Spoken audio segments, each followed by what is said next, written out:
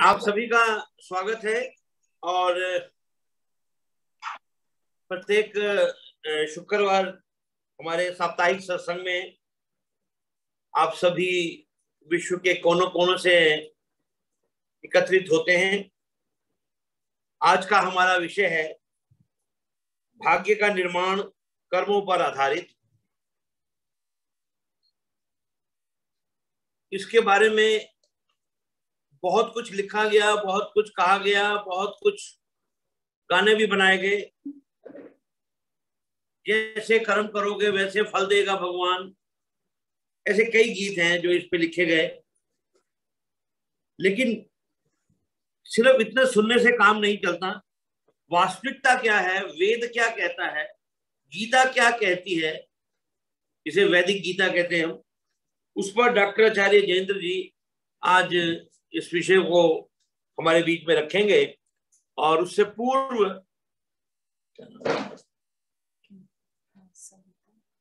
संगीता जी जो हैं वह एक भजन जो है वह प्रस्तुत करेंगी। संगीता जी आपकी ओर से 4 से 5 मिनट में। जी धन्यवाद सहगल जी। जी चौहान साहब, आदर और सम्मान के योग्य आचार्य जयेंद्र जी और जो भी श्रोता इस कार्यक्रम में जुड़े हैं, अमृत मंथन के सभी मेरे भाई बहन, आप सभी को संगीता आर्या गीत का प्यार भरा नमस्कार। जैसे कि 4-5 मिनट का समय है, तो आइए एक बड़ा सुंदर सा प्रभु भक्ति का भजन। जैसा कि आप सभी परिचित हैं कि डॉक्टर आचार्य जयेंद्र जी भजन भी लिखते हैं, तो उसी श्रृंखला में एक बड़ी सुंदर सी प्रार्थना।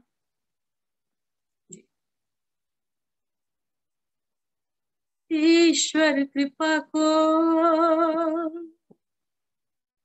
जिसने भी पाया, ईश्वर कृपा को जिसने भी पाया, उसी का जन्म ये सफल हो गया है। उसी का जन्म ये सफल हो गया है। श्रद्धा से जिसने है सर को झुकाया, श्रद्धा से जिसने है सर को झुकाया, उसी के सवालों का हल हो गया है। उसी के सवालों का हल हो गया है। ईश्वर कृपा को जिसने भी पाया, उसी का जन्म ये सफल हो गया है। उसी का जन्म ये सफल हो गया है। नजरों में तू है, नजारों में तू है, तू ही पतझड़ों में बहारों में तू है। तू ही पतझड़ों में बहारों में तू है। गंगा सी पावन नदियों में तेरा, गंगा सी पावन नदियों में तेरा प्रभु रूप कैसा विमल हो गया है। प्रभु रूप कैसा विमल हो गया है। ईश्वर कृपा को जिसने भी पाया, उसी का जन्म ये सफल हो गया है।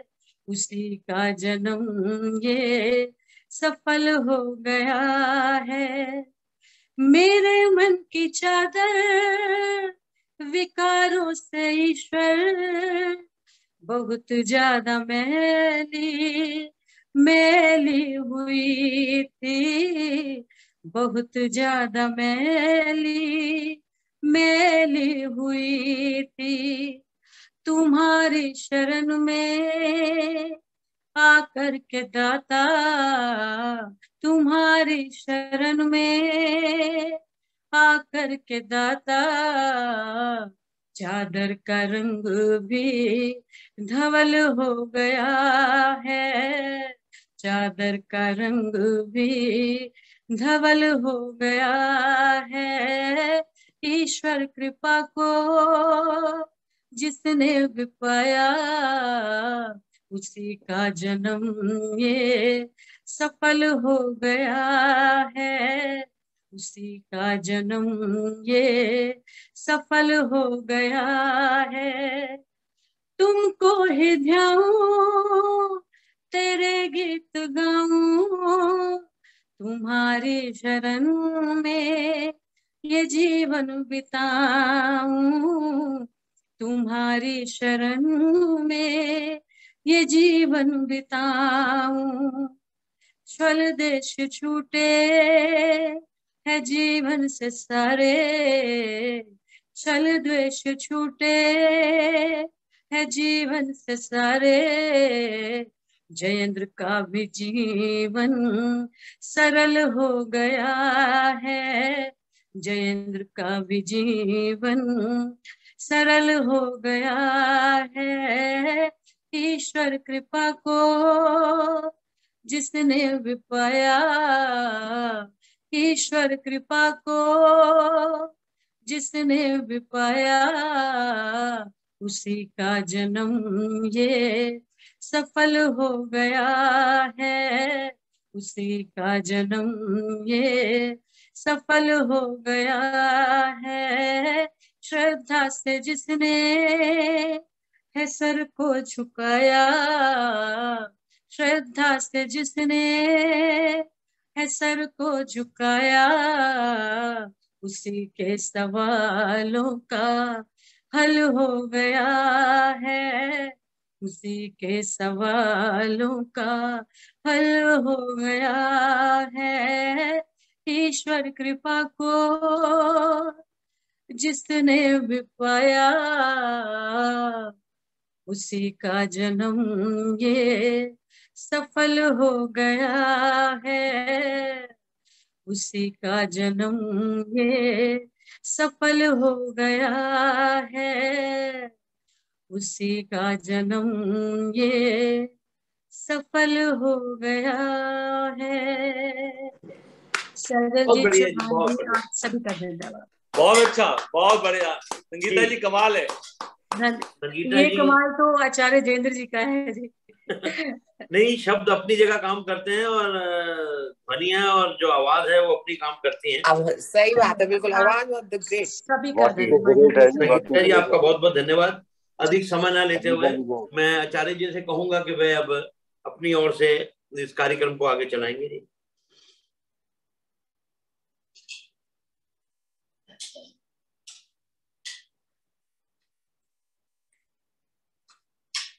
जी आचार्य जी।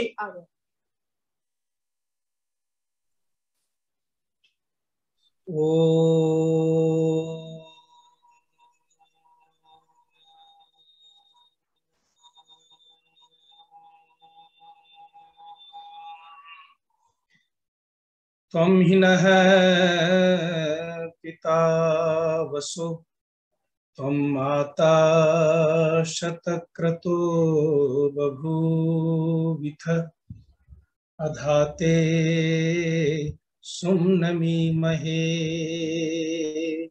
ॐ शान्तिः शान्तिः शान्तिः।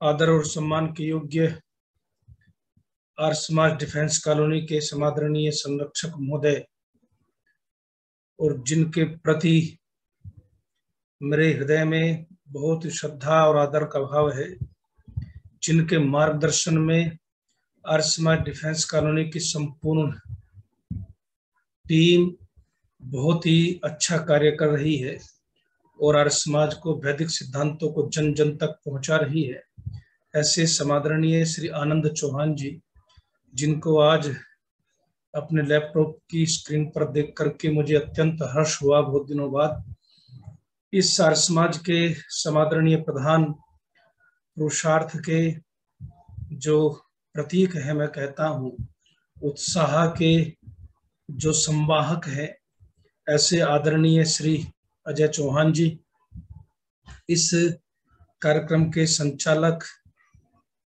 और आर्य समाज डिफेंस कॉलोनी के मंत्री, अनेक संस्थाओं के को अपने पुरुषार्थ से जीवंत करने वाले आदरणीय श्री अजय सहगल जी, इस कार्यक्रम में बहुत सारी बड़ी बड़ी हस्तियां जुड़ी हुई हैं, उन सबका हार्दिक अभिनंदन करता हूं। आदरणीय कोषाध्यक्ष महोदया का भी हार्दिक अभिनंदन करता हूं। और जितने भी लोग, अभी संगीता जी ने जो मीठा गीत सुनाया, ईश्वर कृपा को जिसने भी पाया उसी का जन्म ये सफल हो गया है। वस्तुतः इसमें कहीं कोई संदेह नहीं। उनका हृदय से अभिनंदन और धन्यवाद करता हूं। और जितने भी लोग आर्य समाज नोएडा से जितेंद्र जी सर्वप्रथम जुड़े हुए हैं, उनका भी हृदय से अभिनंदन करता हूं। और आइए आपको लेकर के चलता हूं ऐसे दर्शन की तरफ, जहां पर जितना सुना जाए, जितना समझा जाए, उतना ही जीवन खूबसूरत बन सकता है, उतना ही जीवन सुंदर बन सकता है, उतना ही जीवन अच्छा बन सकता है। शास्त्रों को भी पढ़ता हूँ, लोक को भी देखता हूँ, दुनिया को भी देखता हूँ, तो एक विचार सर्वत्र सुनाई पड़ता है कि भाई क्या करें आचार्य जी, किस्मत ही ऐसी थी। ये जो किस्मत कनेक्शन है साहब, इसको लेकर के बड़ा कंफ्यूजन है और इसको लेकर के बड़ी दुविधा दुनिया में है। और लोग कहते हैं कि जो कुछ भाग्य में है वो ही होगा, चाहे आप कुछ भी कर लीजिए, कि चाहे आप जितना भी सर पटक लीजिए, कुछ खास बदलने वाला है नहीं। तो एक श्लोक भी भर्तृहरि ने लिखा है, कहते हैं पत्रम नेव यदा करीर विटपे 200 बसंतस्य के। भर्तृहरि कहते हैं कि अगर करीर के बेल पर पत्ते नहीं है तो उसमें भाई बसंत का क्या दोष है। बसंत आता है तब भी उस पर कोई पत्ता नहीं लगता। नो लोक क्यों प्रवलोकते दिवा सूर्यस्य किम दूषणम। भर्तृहरि कहते हैं अगर दिन में उल्लू अगर देखता नहीं तो फिर उसमें सूर्य जो है उसका क्या दोष है।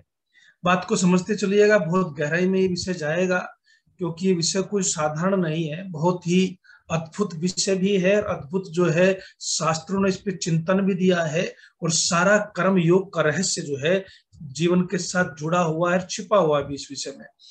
तो कहते हैं नौलोक को प्यवलोकते यदि दिवा सूर्यस्य किम दूषणम।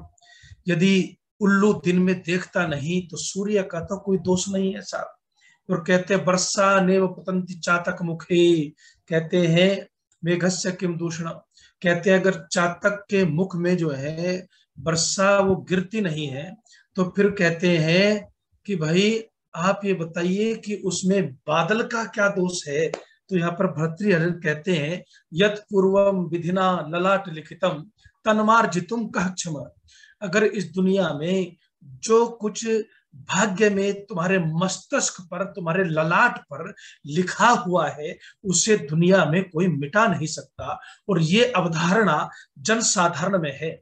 जनसाधारण जब भी किसी धोती वाले व्यक्ति को देखता है, जो पवित्र पहनने वाले व्यक्ति को देखता है तो वो तुरंत पहुंचता है उसके पास, और उसके पास जाकर के कहता है पंडित जी आप कुछ जानते होंगे, आप मेरा भाग्य बताइए ना, मेरा हाथ देखिए, मेरा भाग्य बताइए, और भाग्य बता करके मुझे समझाइए कि मेरे भाग्य में क्या है। सबको अपने भाग्य को जानने की बड़ी चिंता है, और लोग ये मान लेते हैं कि भाग्य जो है वो ऐसी चीज है जो सारे जीवन को प्रभावित करती है, इसमें कहीं कोई दो राय नहीं है। लेकिन वो भाग्य क्या है, उस भाग्य को लोग जो समझते हैं साधारणतया। एक और बात आपको भर्तृहरि की छोटी सी बताता हूं। कहते खलवाटो दिवसे स्वरस्य किरणै, कि इस दुनिया के अंदर एक जो है जिसके बाल उड़ गए या जिसके सिर मुंडन करवा लिया, ऐसा व्यक्ति जो है वो गर्मी में जाता है साहब, और जब गर्मी में जाता है तो जाकर के संतापितो मस्तके, जब उसके सिर पर सूरज की गरम गरम तीखी किरणें पड़ती हैं, उन तीखी किरणों से बचने के लिए वह व्यक्ति जो है एक पेड़ के नीचे गया। लेकिन ताड़स्य मूलम गतः, पेड़ भी जो है वो ताड़ का पेड़ था साहब। और कहते हैं तत्राप्यस्य महाफलेन पतता, वहां पर भी इसके सर पर कुछ गिरा तो वो गिरा जो ताड़ का पेड़ था, उसका बड़ा फल इसके सिर पर गिर गया। तो वहां पर भर्तृहरि कहते हैं प्रायो गच्छति यत्र भाग्य रहित तत्रैव यान्त्यापदः, कि भाग्य विहीन व्यक्ति जहां जहां भी जाता है विपत्तियां उसके पीछे पीछे चली जाती हैं साहब। तो यहाँ पर ये बिल्कुल स्पष्ट कहते हैं कि, और एक जगह तो बिल्कुल स्पष्ट कर दिया, एक श्लोक में, नीति श्लोक में कहा है भाग्यम फलति सर्वत्र न विद्या न च पौरुषम, कि इस दुनिया के अंदर कहते हैं कि समुद्र मंथन हुआ, हरि ने तो हरि लक्ष्मी को प्राप्त कर लिया और हरे प्राप्तम विषम, और शिव ने विष को प्राप्त किया। तो यहाँ पर शास्त्रकार लिखता है भाग्यम फलति सर्वत्र न विद्या न च पौरुषम, इस दुनिया के अंदर व्यक्ति का भाग्य ही सर्वत्र फलता है, न तो उसकी विद्या किसी काम आती है और न उसका पुरुषार्थ किसी काम आती है। सबसे ज्यादा अगर इस दुनिया के अंदर कुछ है तो वो उसका भाग्य है साहब। इसलिए भाग्य को लेकर के चिंता भी है, भाग्य को लेकर के जिज्ञासा भी है, और भाग्य को लेकर के संशय भी है, और भाग्य को लेकर के अंधविश्वास भी है, और भाग्य को लेकर के कंफ्यूजन भी है, संशय भी है। सब कुछ भाग्य के साथ जुड़ा हुआ है, लेकिन भाग्य को समझना भी बहुत आवश्यक है जीवन को समझने के लिए। यहां तक भी कहा कि चक्रार पंक्ति स्वप्न वासव दत्ता, मैं ब्रह्मचारियों को पढ़ा रहा था तो उसमें कि चक्रार पंक्ति गच्छति भाग्य पंक्ति, कि भाग्य की जो रेखा है, जो पंक्ति है, जैसे आपने आरे देखे हैं जो रथ के पहिया में लगे होते हैं, तिल्लिया कहते हैं आप साइकिल के पहिए में, वो ही होते हैं, लेकिन कभी वो ऊंचे होते हैं और कभी वो नीचे होते हैं। तो कहते हैं ऐसे ही भाग्य जो है वो आपको कभी ऊपर ले जाता है और कभी नीचे ले जाता है। और इस भाग्य को लेकर के कितनी भ्रांतियां हैं, थोड़ा सा उसको समझिए पहले, फिर इसको थोड़ा सा और स्पष्ट करेंगे। देखिए साहब, मैं आज थोड़ा सा ज्योतिष पढ़ रहा था, वैसे एक पुस्तक उठाई, कुछ देखा तो मैंने उसको पढ़ रहा था, तो उसमें ये कहा कि आपका जो भाग्य है वो भाग्य जो है आपके ग्रह तय करते हैं, वो आपके स्टार्स तय करते हैं, वो उपग्रह तय करते हैं, और यही से जो है अंधविश्वास और संशय और भ्रांति और भ्रम जो है वो अपने चरम पर पहुंच जाता है। मैं आपसे सिर्फ एक निवेदन करना चाहता हूँ, इंसान जो चेतन है उसके हाथ में सत्ता है साहब, उसके हाथ में शक्ति है, वो जड़ पदार्थों को चलाए, उनका उपयोग करे। ये कहाँ की कौन सी बात हुई कि जड़ पदार्थ जो है वो इंसान की किस्मत तय करेगा, वो इंसान को चलाया जाएगा और उससे उसका भाग्य तय होता है। वो ज्योतिष, आजकल का जो फलित ज्योतिष है, वो ये घोषणा करता है कि फला मंगल ग्रह ऐसी जगह है तो आपके भाग्य में ये परिवर्तन लाएगा, फला शनि ग्रह ऐसी जगह है तो आपके भाग्य में ये परिवर्तन लाएगा, बृहस्पति यहाँ बैठा हुआ है साहब। आज तक हमने वैसे कहीं बैठा हुआ देखा नहीं, लेकिन जो कहते हैं कि बृहस्पति यहाँ बैठा हुआ है, मंगल यहाँ है, शनि यहाँ चढ़ा हुआ है, ये सारे की सारी चीजें जो है आपके भाग्य को बिल्कुल ही गड़बड़ा देती है, और इंसान के मन में इतनी भ्रांति, इतना भ्रम और इतना ज्ञान घुस जाता है कि वो भयभीत सा रहने लगता है, और वो सोचता है करूं भी तो क्या करूं, मेरी तो किस्मत ही खराब है, और यहीं से सब गड़बड़ शुरू हो जाती है। वो जाता है उन लोगों के पास, माफ करना लेकिन एक बात जरूर कहना चाहता हूं आज आपको इस विषय को समझाते हुए, और ये बात इसलिए कहना चाहता हूं कि आप ये बात समझिए।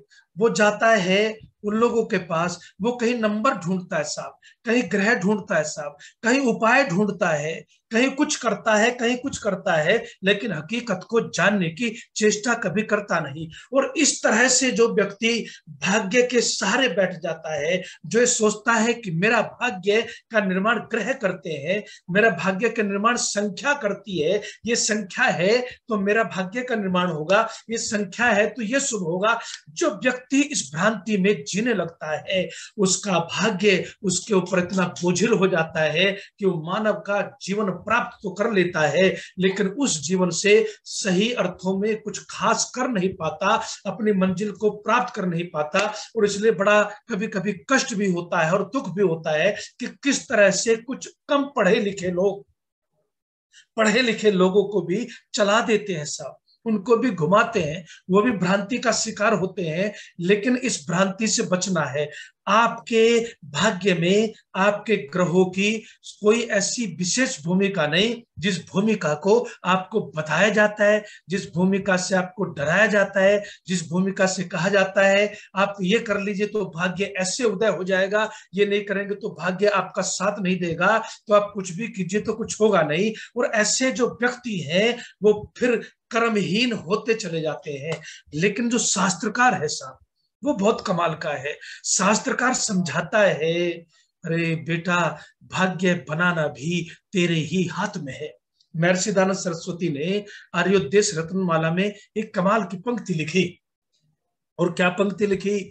महर्षि दयानंद सरस्वती कहते हैं कि प्रारब्ध के बनने से, कर्मों के बनने से प्रारब्ध भी बनता है, और कर्मों के पुरुषार्थ के करने से प्रारब्ध भी बनता है, और पुरुषार्थ के बिगड़ने से प्रारब्ध भी बिगड़ जाता है। इसलिए व्यक्ति को जीवन में पुरुषार्थ करना चाहिए।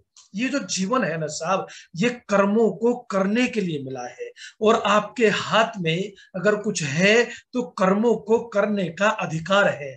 आपके भाग्य का आपके कर्मों से क्या संबंध है, बस इसको भी थोड़ा सा समझना चाहिए। इस जीवन में भाग्य, या जिसको हम प्रारब्ध कहते हैं शास्त्रीय भाषा में, वो जो भाग्य है वो भी कर्मों से ही बनता है। इसलिए ऋषिदान ने कहा है भाग्य भी उज्जवल होगा यदि पुरुषार्थ करोगे। अब पुरुषार्थ नहीं बिगड़ गया, मेहनत छोड़ दी, कर्मों को करना छोड़ दिया, तो कहते हैं कि पिछला तो जो बिगड़ा सो बिगड़ा ही है, ये जीवन और भी आपका बिल्कुल पूरी तरह से बर्बादी के रास्ते पर चला जाएगा। और इसलिए मैं हाथ जोड़ करके आज आपसे निवेदन करना चाहता हूं, जो भाग्य को हाथ की लकीरों में ढूंढते हैं साहब, जो भाग्य को ग्रहों में ढूंढते हैं, जो भाग्य को जो है तारों में ढूंढते हैं, जो भाग्य को बनाई हुई एक ज्योतिष की रेखाओं में यहाँ बैठा है वहां बैठा है वहां ढूंढते हैं, वो बहुत बड़ी भ्रांति में है और अपने सारे जीवन को बर्बाद कर लेते हैं। ऋषि कहते हैं कि भाग्य जो है आपके कर्मों से ही बनता है, उसका निर्माण जो है आपके कर्मों से ही होता है। और इसलिए जीवन में निर्जीव वस्तु साहब आपके भाग्य को कैसे बनाएगी, मुझे ही समझा दीजिए, आप बाद में फोन करके समझा देना। कोई निर्जीव वस्तु आपके भाग्य की ठेकेदार नहीं बन सकती। अपने भाग्य विधाता आप खुद हैं और खुद ही बनना चाहिए। इसलिए जो निर्जीव वस्तुओं को आपके भाग्य पर लादते हैं, उनको आपके भाग्य का निर्माता कहते हैं, वो तो अज्ञानी है ही। सबसे बड़े अज्ञानी वो लोग हैं जो उनके दर पर जाकर के मस्तक झुकाते हैं, उनसे भाग्य को ठीक करने का सब उपाय पूछते हैं। ऋषिदान ने कहा वो आपके भाग्य को ठीक नहीं कर सकता, आप अपने भाग्य को खुद ठीक कर सकते हैं। और योगेश्वर कृष्ण ने तो घोषणा कर दी साहब, वो कहते हैं इस दुनिया में न आपका कोई शत्रु है न मित्र है, आप ही अपने सबसे बड़े शत्रु और मित्र हैं। अच्छे कर्म जो है वो मित्रता का कार्य करते हैं और दुष्कर्म जो है वो शत्रुता का कार्य करते हैं। इसको थोड़ा सा आगे लेकर के चलते हैं। अब इसको थोड़ा सा आगे समझाता हूं मैं। देखिए आपका जो है क्रियामान कर्म है, क्रियामान कर्म जो हम वर्तमान में करते हैं, इस वर्तमान में आप जो कर्म कर रहे हैं, मैं बोल रहा हूं आप सुन रहे हैं, ये भी एक कर्म है आपके ऊपर। मैं अपना कर्म कर रहा हूं, आप सुन रहे हैं, तो आपके ऊपर भी इसका इफेक्ट जाता है, प्रभाव जाता है, इसमें कहीं कोई दो राय नहीं। जो वर्तमान में किया जाता है उसको क्रियामान कर्म कहते हैं साहब। और ये जो क्रियामान कर्म है, ये इसका फल जो है, जैसे कि आपने वर्तमान में क्या किया कि वर्तमान में आपने जो है अभी आपने भोजन कर लिया तो भूख मिट गई, पानी पी लिया तो प्यास मिट गई, और आप जो है आपने आपको बुखार चढ़ा, आपने दवाई ले ली तो आपका बुखार कर गया, आपको जुकाम हुआ, आपने जो है दवाई ले ली तो आपका जुकाम ठीक हो गया। तो वर्तमान में जो आप कर्म कर रहे हैं, बहुत सारे कर्मों का फल जो है वो तुरंत मिलता है साहब, इसमें कहीं कोई दो राय नहीं। इसमें कहीं कोई दो राय, पानी पिया, प्यास लगी है तो तुरंत प्यास बुझती है, भूख लगी है तो घर पे जाते हैं, खाना ले आओ फटाफट, बड़ी भूख लगी है, ऐसा भूख मिट जाती है। लेकिन बहुत सारे कर्म ऐसे हैं जिनका फल जो है वो तुरंत मिल नहीं पाता साहब। और वो कहाँ जाते हैं, उनका क्या रूप होता है, बस इसी को थोड़ा सा और गहराई से समझते हैं। तो उसमें मैं आपको कह रहा था कि जैसे एक व्यक्ति जो है वो एक केले के ठेले पर गया, और जब केले के ठेले पर गया तो जाकर के उसने 6 केले खरीदे, और 6 केले खरीदने के बाद उसने केले वाले को 5 रुपए दिए। पुराने जमाने की बात है, अब तो 5 रुपए में 6 केले आते नहीं, तो 5 रुपए दिए, और केले थे 3 रुपए के। जब 3 रुपए के केले थे तो उसने जाकर के कहा कि भाई एक काम करो, ये जो पान वाला है ना, ये पान वाला आप इससे जाकर के खुले पैसे ले आओ। मैं तो इस एरिया में पहली बार आया हूँ, आपसे केले खरीदे हैं, लेकिन आप यहाँ रोज खड़े होते हैं, तो ये पान वाला आपको खुले पैसे दे सकता है। वो पान वाले के पास जो है साहब खुले पैसे लेने पहुंच गया, और उस सब वो खुले पैसे लेने गया, उसने ला करके 3 रुपए दिए। लेकिन जब वो पान वाले के पास खुले पैसे लेने गया था, उसी समय उसने उसके 3 केले और उठा लिए साहब, और 3 केले भी खा लिए और 6 केले भी खा लिए। अब उसकी भूख तो मिटी, लेकिन जो उसने चोरी की है उसका फल क्या उसको तुरंत मिला? उसका फल उसको तुरंत नहीं मिला। उसको 2 अर्थों में उसका फल मिलता है। एक तो उसके मन पर चोरी के संस्कार पड़े तो कहीं गलत करेगा फिर पीटा जाएगा, और दूसरा जो है फिर परमात्मा की न्याय व्यवस्था में भी जो है उसको बाद में उस कर्म की, चोरी के कर्म की जो है वो सजा भुगतनी पड़ती है। देखिए महर्षि पाणिनि ने एक बात कही है, कहते हैं स्वतंत्र कर्ता। प्रत्येक व्यक्ति जो है वह कर्म करने में स्वतंत्र है, ये पाणिनि कहते हैं। और महर्षि दयानंद क्या कहते हैं? महर्षि दयानंद कहते हैं कर्ता की व्याख्या करते हुए आर्योदेश रत्नमाला में, पढ़िएगा जाकर के थोड़ा सा। महर्षि कहते हैं कि जीवात्मा के अधीन प्राण, इंद्रिय और शरीर आदि है, और परम इसके अधीन जो है से साधन जुटाता है। सारे साधन भी जीवात्मा के अधीन है, लेकिन साध्य जो है वो इसके अधीन नहीं है, और इसलिए जीवात्मा कर्मों को करने में स्वतंत्र है।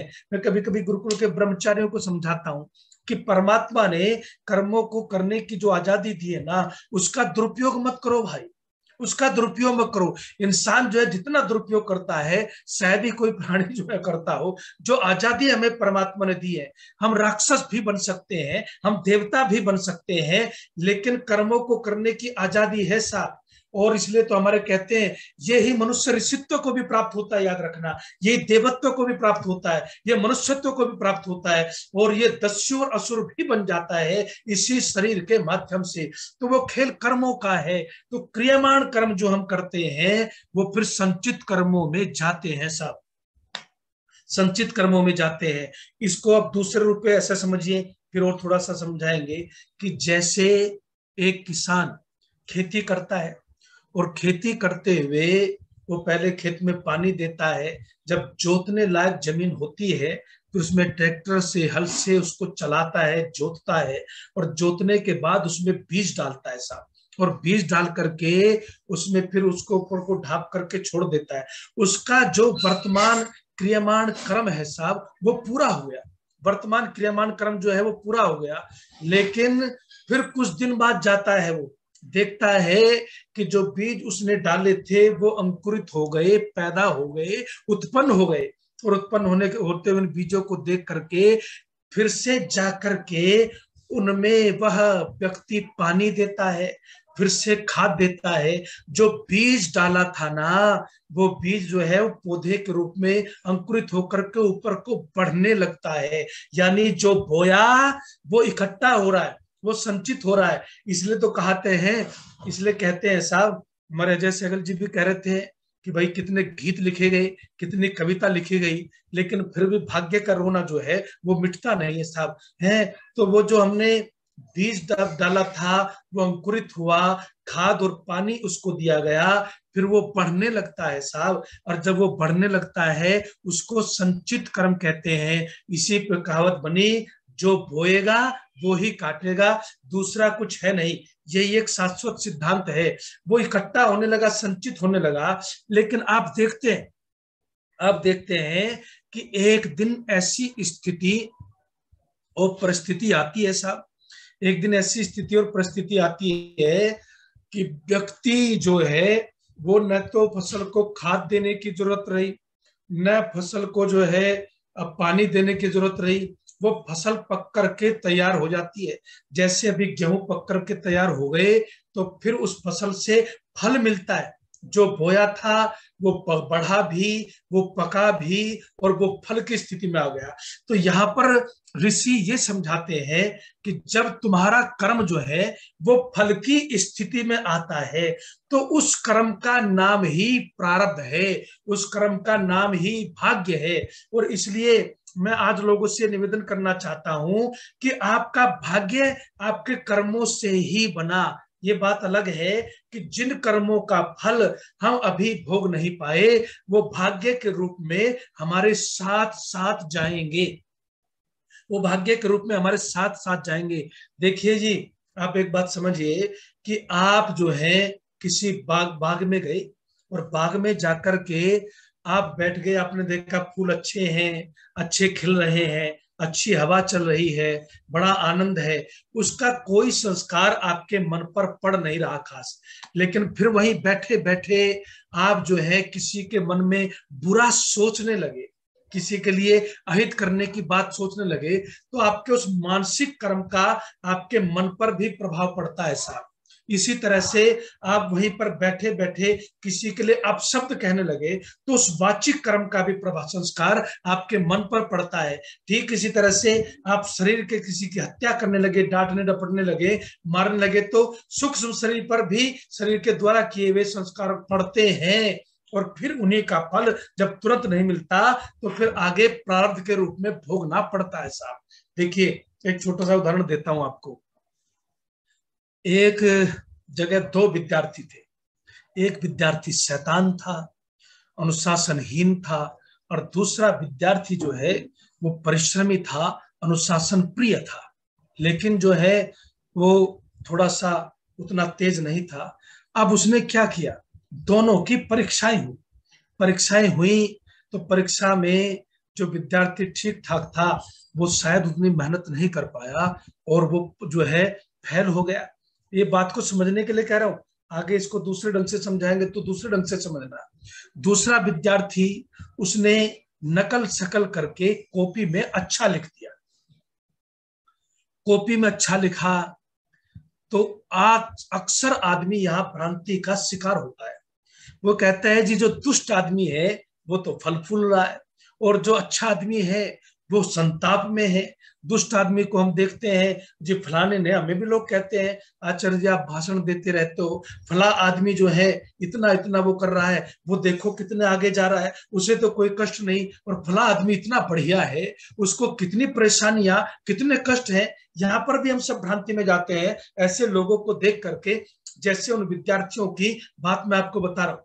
तो जो विद्यार्थी पहला है वो फेल हो गया और दूसरा विद्यार्थी पास हो गया, क्योंकि जो परीक्षा करने वाला व्यक्ति है वो कॉपी में लिखे हुए को जांचता है, वो ये नहीं जान पाता कि भाई ये जो लिखा हुआ है ये नकल से लिखा हुआ है या अकल से लिखा हुआ है। उसने तो लिखे हुए पर नंबर दिए और वो परीक्षा में पास भी हो गया, लेकिन जिसने चीटिंग करके वो नंबर लिए हैं, कहते हैं कि वो परीक्षक की दृष्टि में हो सकता है नंबर ले भी ले, लेकिन परमात्मा जो है वो ऐसा परीक्षक है साहब जिसकी दृष्टि में कोई नकलची पास बोलो नहीं होता, और इसलिए उसको अपने किए हुए कर्मों का यथावत फल भोगना पड़ता है। जो पूर्व जन्मकृत कर्म है उनका यथावत फल जो है उनको भोगना पड़ता है। और इसीलिए ये बात भी मैं आप सबसे कहना चाहता हूं कि जीवन के अंदर आप इस बात को समझिए कि जो व्यक्ति जैसा कर्म करता है फिर उसको फल वैसा भोगना पड़ता है। देख एक बात को आपको थोड़ा सा खोल दो। एक पिता जो है वो अपने पुत्र के पास बैठा हुआ था, एक लड़का आया, उसके सामने ही उसकी पिटाई करके दमादम दमादम 2-4 चाटे लगा के भाग गया। पिता के सामने कोई पुत्र को अकारण पीटे तो पिता को बड़ा क्षोभ होता है। ऐसा क्षोभ हुआ, अरे मेरे सामने मेरे पुत्र को पीट करके ये कौन चला गया। और सोचा कि कोई बात नहीं, पता नहीं था, पिता को अज्ञान में था, कोई ऐसा करने आएगा तो पहले से तैयार रहता। जब तक वो संभला तब तक वो निकल गया। दूसरे दिन जो है पिता ने सोचा आज तैयार रह सकते हैं, रहते हैं, हो सकता है कि कोई आए। दूसरे दिन जो है फिर से एक व्यक्ति नहीं आया, एक लड़का नहीं आया, 3-4 लड़के आए साहब। और 3-4 लड़के आए तो धमाधम उसके पुत्र की पिटाई की। अब पिता जो है वो सोचने लगा अगर मैं उठ भी जाता हूं तो मैं भी पीटूंगा, क्योंकि 4-5 के सामने मेरी शक्ति जो है वो कम है, कमजोर है। और फिर उसने तीसरे दिन फिर तैयारी की। 4-5 जो लठैत हैं वो अंदर खड़े कर दिए कमरों में, लाठियां दे करके, मजबूत लड़के बुला करके कि आज कोई आएगा तो उसको डंडों से ठीक करेंगे। लेकिन वो आए तूफान की तरह और फिर से जो है वो उसको पीट करके भाग गए। जब तक अंदर वाले आते तब तक पीट करके भाग गए। अब पिता तीनों बार विफल रहा, लेकिन क्योंकि पिता जीवात्मा है यहाँ पर साहब, और जीवात्मा के साथ ये समस्या होती है कि वो अज्ञान में है, वो संपूर्ण ज्ञानी है नहीं। और इसलिए संपूर्ण ज्ञानी नहीं है तो जो भी वो करता है वो भोगता है साहब, उसको भोगना पड़ता है। वो जो है उसको अपने कर्मों का फल भोगना है। परमात्मा जो है वो ज्ञानी है संपूर्ण।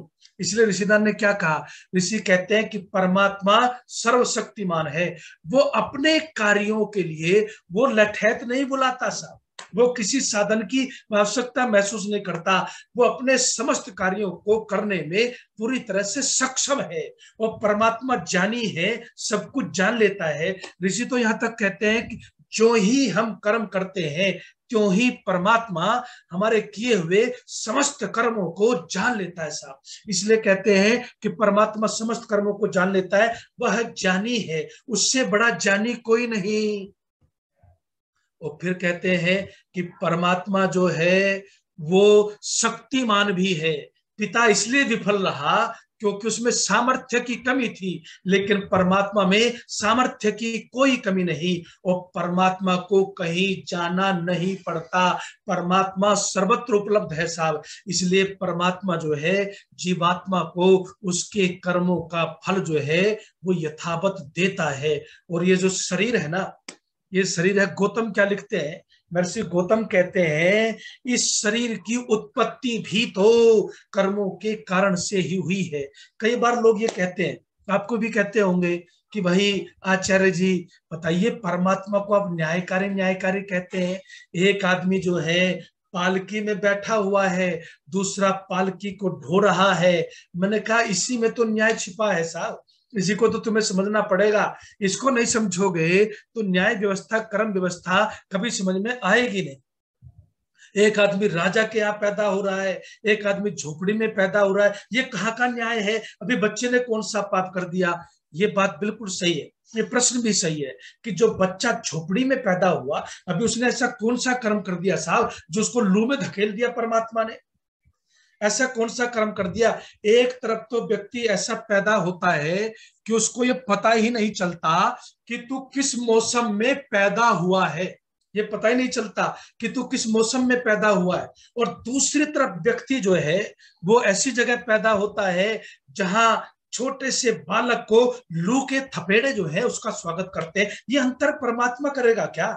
अगर परमात्मा ये अंतर करेगा तो मैं भी कहता हूं साहब उससे बड़ा अन्याय करने वाला जो है कोई दूसरा होता नहीं। तो कहते हैं ये अंतर तुम्हारे प्रारब्ध से होता है, तुम्हारे पूर्व जन्मकृत कर्मों के आधार पर होता है, तुम्हारे भाग्य से होता है। यहां आप कह सकते हो क्योंकि वो भाग्य जिसको तुमने खुद बनाया। जब मौका था तुम्हारे पास अच्छे कर्म करने का, जब मौका था तुम्हारे पास अपने प्रारब्ध को बनाने का, जब मौका था तुम्हारे पास अपने आप को तैयार करने का, उत्तिष्ठत जागृत प्राप्य भरा निबोधत, वेद कहता है साहब, वेद कहता है अरे उठो, तुम अपने भाग्य को बनाओ, उठो, उत्तिष्ठत जागृत, जागरूक बनो, तेजस्वी बनो। और कहते हैं प्राप्य भरा निबोधत, और फिर अपने मन चाही मंजिल को प्राप्त करो साहब। अपने शुभ संकल्पों से अपने मन चाहे मंजिल को प्राप्त करो। वेद कहता है क्षुरस्य धारा, कहते हैं कि ये छुरे जैसी तलव जो तेज धार है और दुर्गम है, लेकिन जो व्यक्ति पुरुषार्थी होता है साहब, इस धारा पर चलता भी है और चल करके अपने लक्ष्य को, अपनी मंजिल को प्राप्त करता भी है। और वेद के संदेश को कहता है तुझने उस समय छोड़ दिया, तूने उस समय तूने अपने प्रारब्ध को, भाग्य को तैयार नहीं किया, और फिर जब तू झोपड़ी में पैदा होता है तो फिर कोलाहल काहे करता है, फिर शोर क्यों मचाता है। ये अंतर जो है परमात्मा नहीं करता, याद रखिएगा। और ये अंतर कोई ग्रह नहीं करता, ये अंतर कोई निर्जीव वस्तु नहीं करती, याद रखिएगा। ये अंतर हमारे संचित कर्मों से, हमारे प्रारब्ध कर्मों से होता है, जिसको हम भाग्य मान लेते हैं और सर पकड़ करके बैठ जाते हैं। यहाँ पर भी ऋषि कहते हैं कि प्रारब्ध को तो भोगना ही पड़ता है, लेकिन वर्तमान में जो अवसर मिला उस अवसर को छोड़ना नहीं साहब, उस अवसर को छोड़ना नहीं। क्योंकि ये जो मनुष्य की योनि है ना, इस मनुष्य की योनि को दर्शनकार क्या कहते हैं, सूत्र में ज्यादा नहीं सुनाता क्योंकि समय उतना होता नहीं।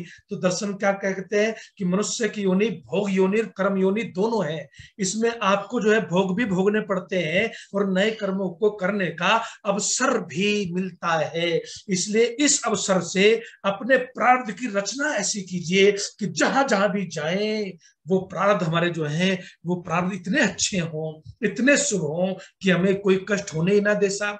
परमात्मा सुख दुख देता नहीं साहब, परमात्मा तो सिर्फ न्याय करता है। जो जैसा करता है, बोलिए, परमात्मा उसको वैसा ही फल देते हैं। इसलिए परमात्मा जो है वो न्याय करते हैं, तो न्यायकारी है परमात्मा। परमात्मा तो हमने जो किया उसका ही फल हमें परमात्मा प्रदान करते हैं। और इसलिए मैं आप सबसे भी कहना चाहता हूं, महर्षि पतंजलि ने इसको थोड़ा सा स्पष्ट किया और इसमें बहुत विवाद भी है।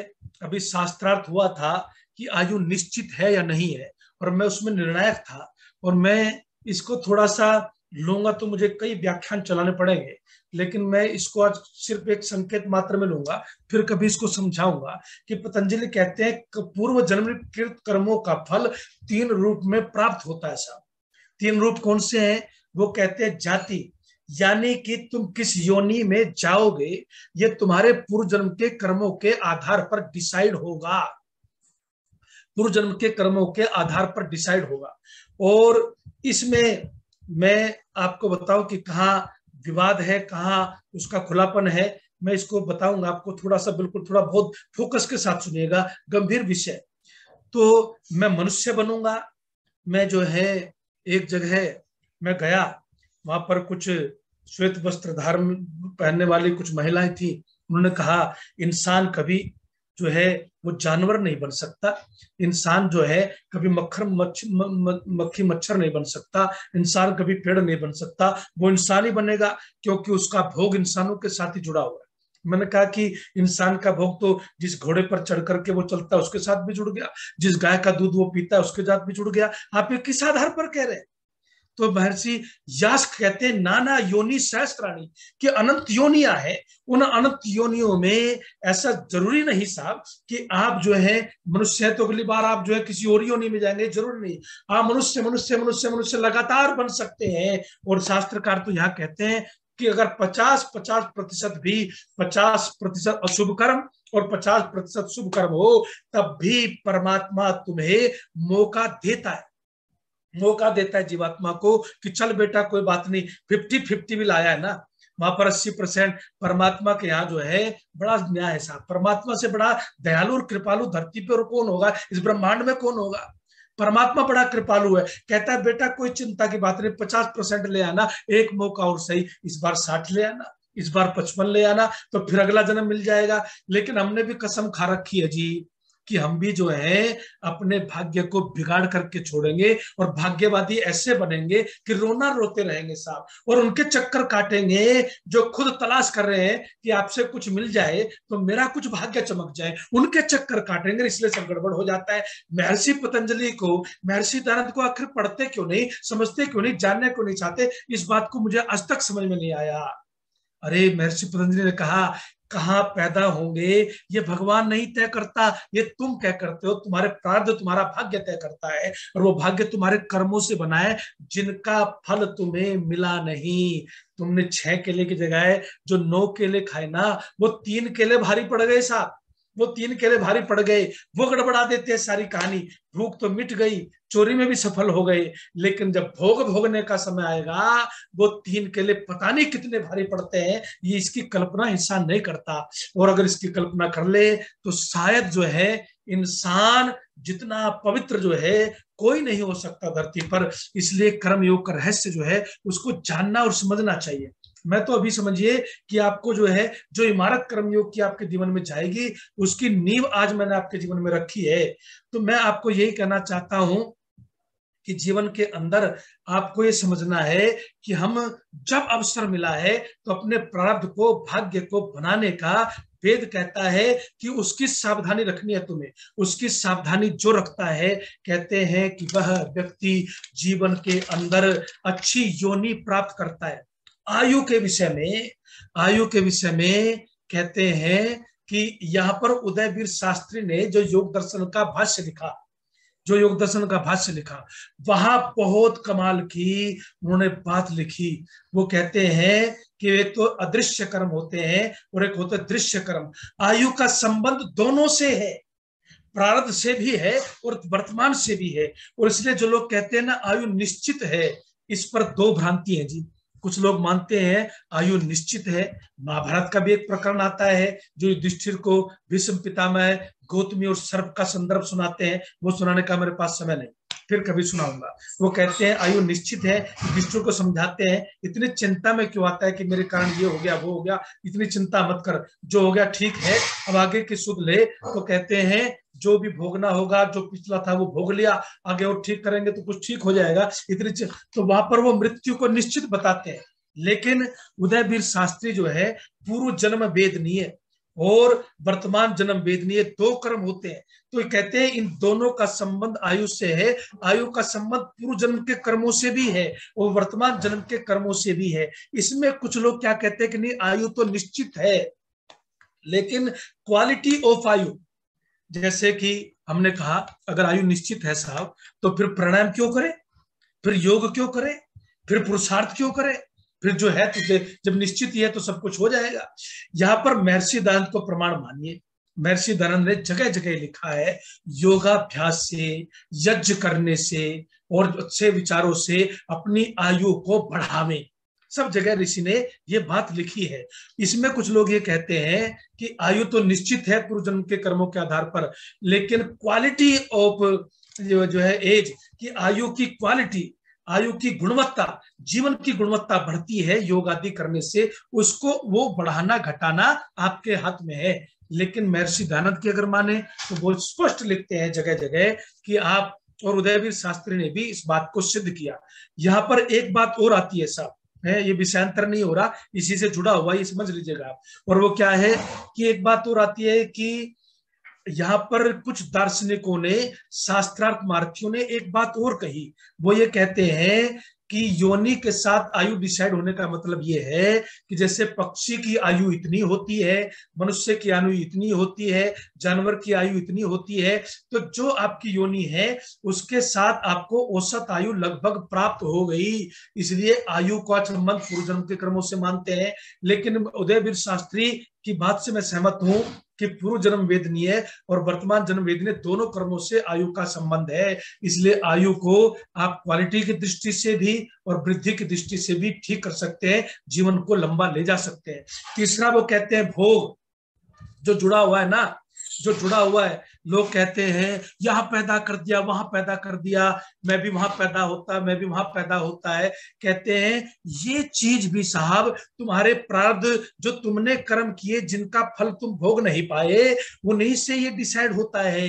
परमात्मा तुम्हें कहाँ पैदा करेगा, कैसे माता पिता मिलेंगे, कैसे भोग के साधन मिलेंगे, ये सब कुछ जो है तुम्हारे कर्म से निर्णय होता है। और उसमें वह कर्म जिसको हम प्रारब्ध कहते हैं, जिसको हम भाग्य कहते हैं, वह कर्म जो है वो जो है ज्यादा ज्यादा डिसाइडेड होता है, ज्यादा निर्णायक होता है, ज्यादा जो है वो निर्णय की भूमिका में होता है, जिसको हम भाग्य कहते हैं। और इसलिए कहा यथा धेनु सहस्रेषु वत्सो बिंदति मातरम। क्या बात कही है साहब, कमाल की बात कही है कि जैसे बछड़ा हजारों गौओं में अपनी माँ को ढूंढ लेता है।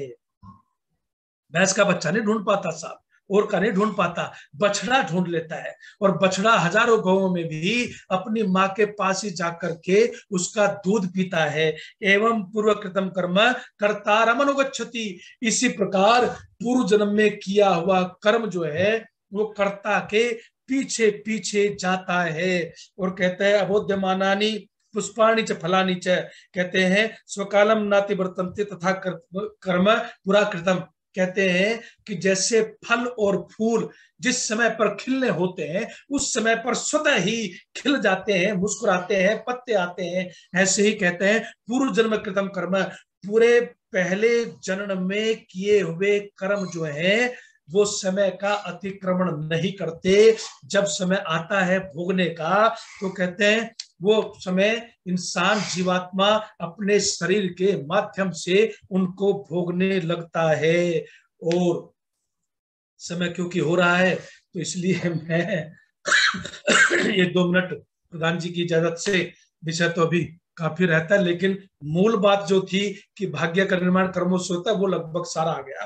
तो उसमें महाभारत में एक प्रकरण आता है और महाभारत के इस प्रकरण में क्या कहते हैं, वो कहते हैं सुशीघ्रम अपिधावंतम निधानम मनोगच्छति।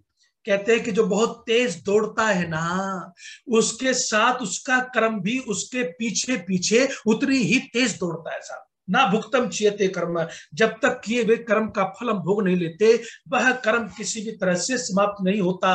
और इसलिए जो इस भ्रांति में जीते हैं कि कहीं जाकर के मस्तक झुका के चादर चढ़ा के या कुछ और कर करके पाप जो है वो नष्ट हो जाएंगे। ऋषिदान ने बहुत कमाल की एक बात लिखी है कि पाप नष्ट नहीं होते, पश्चाताप करने से आगे पापों को करने का रास्ता बंद हो जाता है। ये ऋषिदान लिखते हैं साहब। पाप नष्ट नहीं हुए लेकिन अगर आपने पश्चाताप किया तो आगे पापों को करने का रास्ता बंद हो गया और पिछले धीरे धीरे भोग लिए जाएंगे। इसलिए आपको जो कहते हैं वो कहते हैं भीष्म पितामह युधिष्ठिर को समझाते हुए कहते हैं जितनी तेज कर्ता दौड़ता है ना उतनी तेज पीछे पीछे कर्म भी दौड़ता है। और कहते हैं सेते सहस शयाने न, अगर व्यक्ति सोता है इससे कौन इनकार कर सकता है जी, उसका किया हुआ कर्म भी बोलो उसी के साथ सोता है। यथा ये न यथा कृतम, जिसने जो जैसा जैसा किया है वह कर्म भी उसी के साथ होता है। उपतिष्ठति तिष्ठन्तम, खड़ा होता है तो कर्म भी साथ खड़ा है, बैठा है तो कर्म भी साथ बैठा है। छायेवानुविधीयते, और कहते हैं गच्छन्तम अनुगच्छति, जा रहा है तो कर्म भी पीछे पीछे जाता है। करोति कुर्वतः कर्म छायेवानुविधीयते, कि जो व्यक्ति जैसा कर्म करता है ना, जैसे शरीर के साथ छाया चलती है ऐसे ही हमारे साथ जो है छाया की तरह से हमारा किया हुआ कर्म भी जो है हमारे साथ साथ चलता है साहब। और इसलिए बहुत कमाल की बात कही कि जीवन के अंदर ये नहीं ना यथा यत्यत पुरा कृतम कर्म, कि जिसने जो जैसा जैसा पूर्व जन्म में कर्म किया है वो भाग्य बन करके प्रारब्ध बन करके फिर उसके सामने आकर के खड़ा होता है साहब। तो इसलिए मैं ये निवेदन आप सबसे करना चाहता हूं, अपनी बात को उपसंहार की तरफ लेकर के चलता हुआ, कि जीवन में निर्जीव वस्तुएं आपके भाग्य का निर्माण नहीं करती। निर्जीव वस्तुओं को चलाने की शक्ति आपके अंदर परमात्मा ने दी है। आप तय करेंगे कि उनका कैसे उपयोग करना है, आप तय करेंगे कि उनको किधर ले जाना है, लेकिन आपका भाग्य आपके हाथों में है। और अगर आपने आज कुछ गलत किया और आप सोच रहे हैं कि मैं बच गया और मेरा मुझे बड़ी सफलता मिल गई, तो ऋषि समझाते हैं कि परमात्मा जो है वो तो इतना भी जानता है कि जितनी पलके तुमने पलके झपकाई है ना, कर्मों की तो छोड़ दो, कितनी बार पलके झपकाई हैं इसका हिसाब तो आज तक हमारे पास नहीं आया। तो कहते हैं कि वो परमात्मा वो भी जानता है कितनी बार तूने अपनी पलके झपकाई हैं। इसलिए परमात्मा आपको वो फल देगा जो आप करोगे और आपको फल वो मिलेगा जो आप तय करेंगे। तय करना आपको है। निर्जीव से भाग्य को तय मत कीजिए, पुरुषार्थ से भाग्य को तय कीजिए। पुरुषार्थ से भाग्य को तय करेंगे, ये जन्म भी बढ़िया और अगला भी बढ़िया, खूबसूरत से खूबसूरत जीवन होता जाएगा। इन्हीं शब्दों के साथ समय की मर्यादा का ध्यान रखते हुए वाणी को विराम। ओम शांति शांति शांति। आचार्य जी का बहुत बहुत धन्यवाद। और आचार्य जी ने बहुत सरल शब्दों में बात को समझाया है और रुचिकर ढंग से हमें समझाया है कि जितने भी आपके अच्छे कर्म हैं वे आपके साथ हैं, जितने भी बुरे कर्म हैं वे आपके साथ हैं। 10 अच्छे कर्म किए, 8 आपने गलत कर्म किए, तो 10 में से 8 माइनस करके 2 अच्छे रह गए। ऐसा नहीं है, अच्छे का 10 अच्छे का अच्छा मिलेगा, बुरे का बुरा मिलना है, ये डिसाइडेड है, ये आप मान के चीजिए। अर्थमेटिक प्लस माइनस इसमें नहीं चलता है। तो आचार्य का बहुत बहुत धन्यवाद। आज जो हमारे विशेष सदस्य हैं उनमें जन्म दिवस जिनका है उसमें डॉक्टर अतुल चौहान जी जो कि चांसलर है एमिटी यूनिवर्सिटी के, पुनीत दत्त जी जो कि हमारे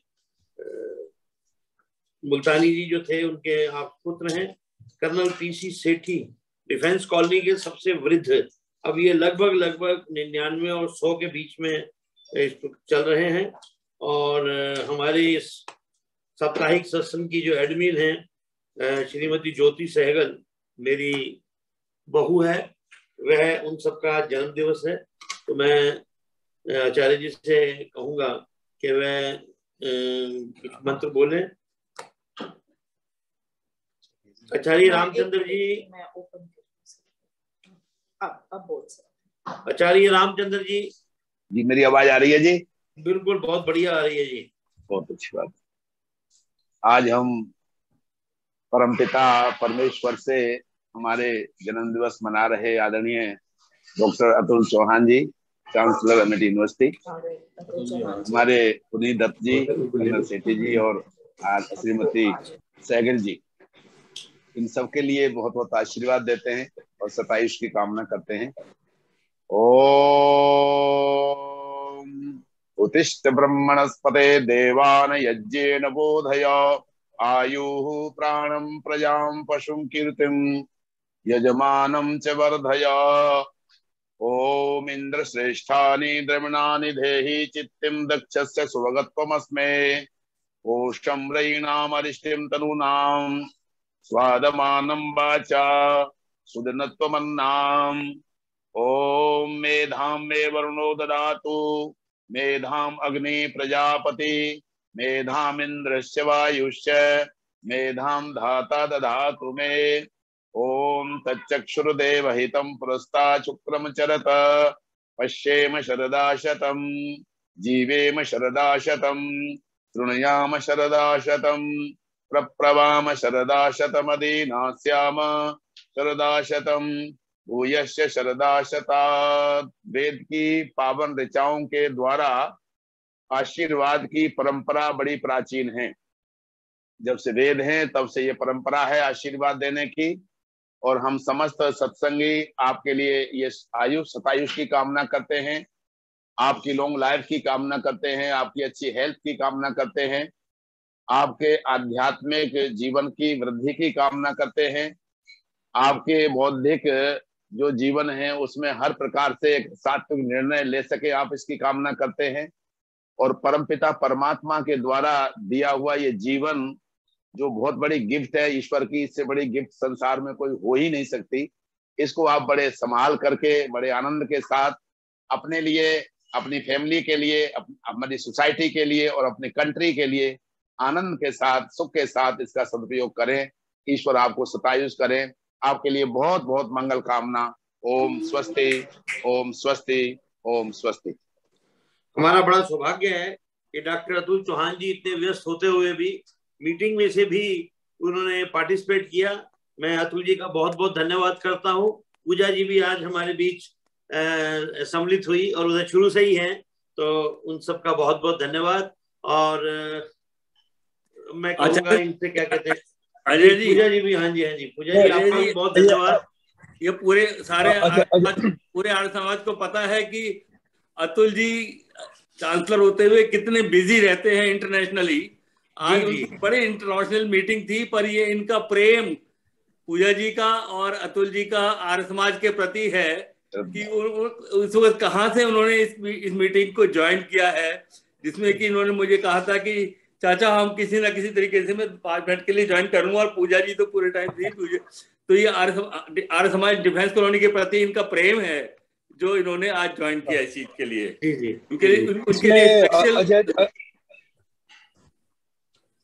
अतुल जी कुछ कह रहे हैं? एक तो प्रधान जी का आदेश था, मैं कह रहा था, एक तो प्रधान जी का आदेश था कि ज्वाइन करना है, और दूसरा आर्य समाज डिफेंस कॉलोनी का आशीर्वाद मिल गया सब लोगों से। इससे बड़ी बात क्या हो सकती है। तारी जी बहुत बहुत धन्यवाद सबका, बहुत धन्यवाद।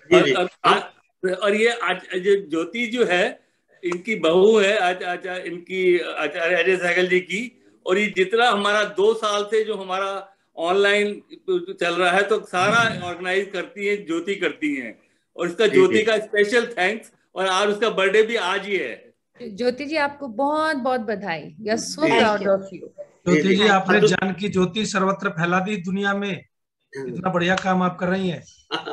धन्यवाद। तो मैं अतुल चौहान जी से मैं बहुत बहुत शुभकामनाएं आपको। आग्रह करूंगा कि जन्म दिवस वालों से हम थोड़ा सा चेक भी लेते हैं जी एक।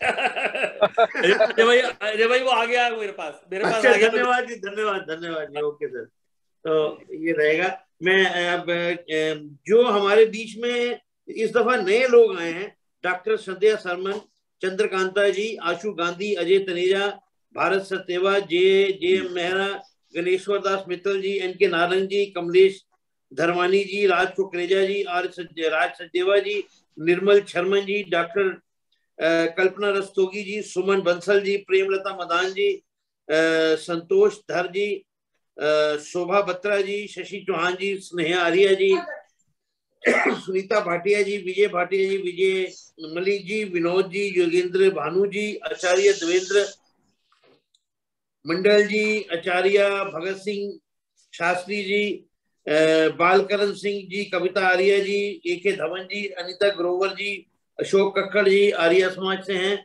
बहुत दिनों बाद हमारे बीच में आए हैं। और हमारी अंजू बजाज जी, कोई भी हमारा ये मिस नहीं करती। और एन के नारंग जी भी बड़े रेगुलर हैं, रविंद्र सेठ जी, कांता चौहान जी, एंड ये सब जो हैं ये हमारे इस दफा कुछ नए लोग हैं। और इसमें विशेषकर जैनेन्द्र जी के कुछ भगत ज्यादा हैं जिनसे हम इतने परिचित नहीं हैं, लेकिन वो हमारे देखने में पता लग रहा है कि आपके लोग आपके कहने से इसमें सम्मिलित होते हैं। उन सभी का भी मैं आर्य समाज डिफेंस कॉलोनी की ओर से धन्यवाद करता हूं। आचार्य जी अब शांति पाठ करेंगे। मैं ये सोच रहा हूं प्रधान जी कि हम सप्ताह में एक दफा किसी एक ऐसे विद्वान को लें, एक दफा वो किसी एक सत्यार्थ प्रकाश के समोल्लास पे एक भाषण हम जरूर करें। इस तरह से पूरा सत्यार्थ प्रकाश कंप्लीट कर लेंगे जी हम एक दफा। चलिए तो बात करके स्पीकर के बारे में सोच लेते। वैसे तो सारे जो हमारे जो स्पीकर्स हैं वो कोई सा भी अच्छा बोल सकता है, इसके ऊपर बोल सकता है। हाँ जी। अब शांति पाठ जी। ओम द्यौ शांतिरंतरिक्षं शांतिः पृथ्वी शांतिः रापाः शांतिरोषधया शांतिः वनस्पतया शांतिर्विश्वे देवाः शांतिः ब्रह्म शांतिः सर्वं शांतिः शांतिरेव शांतिः सा मा शांतिरेधि। ओम शांतिः शांतिः शांतिः। सबको सादर नमस्ते जी। धन्यवाद जी। अगले सप्ताह आपसे फिर मिलेंगे जी।